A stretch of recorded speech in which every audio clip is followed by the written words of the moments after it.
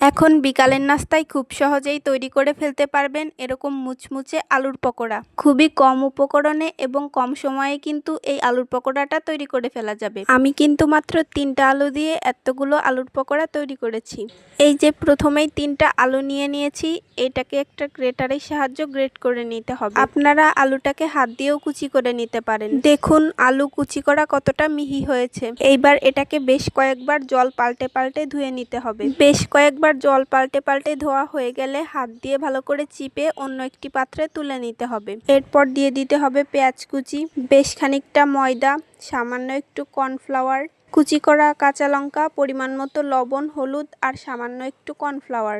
এখানে আপনারা কাঁচা লঙ্কাটা একটু বেশি পরিমাণে দিতে পারেন, বাচ্চারা খাবে এজন্য কাঁচা লঙ্কাটা একটু কম করে দিয়েছি। বাসায় যদি কর্নফ্লাওয়ার না থাকে তাহলে কিন্তু ময়দা আর চালের গুঁড়া দিয়েই এটা তৈরি করে ফেলতে পারবেন। আর এর আসল টেস্ট পেতে হলে খেতে হবে কিন্তু গরম গরম।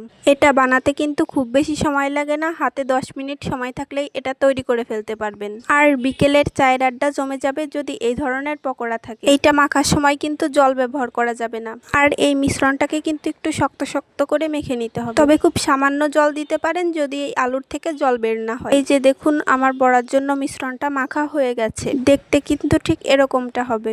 এইবার কড়াইতে সাদা তেল গরম করে মিডিয়াম আঁচে বড়াগুলোকে ভেজে নিতে হবে। এটা খুব বেশিক্ষণ ভাজা লাগবে না, 2-3 মিনিট ভেজে নিলেই কিন্তু হয়ে যাবে। এক পিঠ ভাজা হয়ে গেলে উল্টে দেব, এইভাবে অপর পিঠও ভেজে নেব। বড়াগুলোকে একটু সোনালী কালার করে ভেজে নিয়েছি। খুব সহজে এবং ঝটপট তৈরি হয়ে গেল আলুর পকোড়া। একইভাবে কিন্তু সবগুলো পকোড়া ভেজে তুলে নিতে হবে। এই তো এইবার গরম গরম পরিবেশন করুন। আপনাদের কাছে রেসিপিটি কেমন লাগলো অবশ্যই একটা কমেন্ট করে জানিয়ে দিবেন।